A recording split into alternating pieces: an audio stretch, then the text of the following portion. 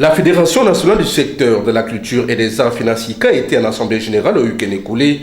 Plusieurs points étaient inscrits à l'ordre du jour, notamment le problème de nomination, des recrutements et celui des affectations, sans oublier la problématique de la vente des masques en France. Alors l'assemblée générale a donné un ultimatum de 6 mois, tel que la loi le stipule, à tous ces intérimaires pour que d'ici le 31 août, si les nominations ne sont pas effectuées en Conseil des ministres, la FENACICA va remettre en cause l'arrêté signé par le ministre sortant de la Culture. Donc, nous n'allons plus considérer toutes ces personnes qui ont été nommées en interne.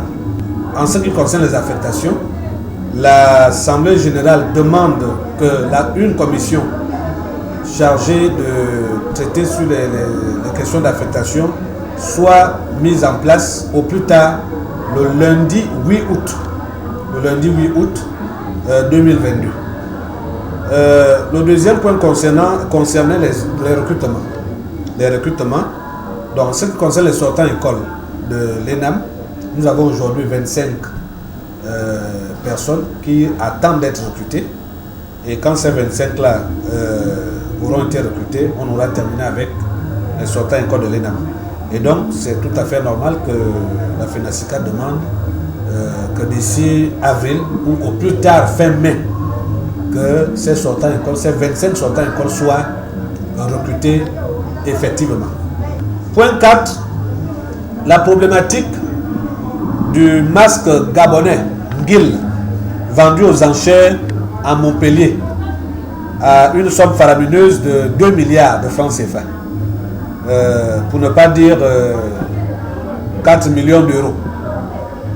La FENACICA demande au gouvernement de la République de se saisir de ce problème et après avoir pris connaissance de tous les aspects de cette question, la FENACICA demande la restitution de ce masque et de tout le reste des biens détenus illégalement par les Occidentaux dans les musées privés et les musées publics de ces pays-là.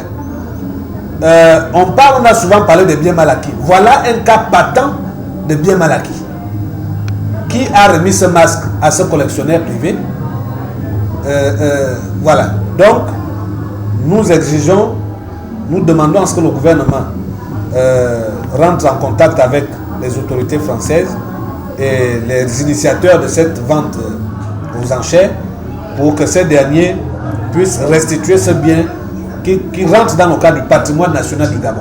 Le gouvernement gabonais gagnerait à valoriser les agents du secteur culture et des arts, facteurs de développement selon l'UNESCO. La culture nourrit les capacités et les valeurs humaines et est donc un ressort fondamental du développement durable des communautés, des peuples et des nations. Le nouveau ministre délégué chargé de la culture et des arts est ici interpellé à tout mettre en œuvre pour résoudre les revendications légitimes des membres de la FENACICA.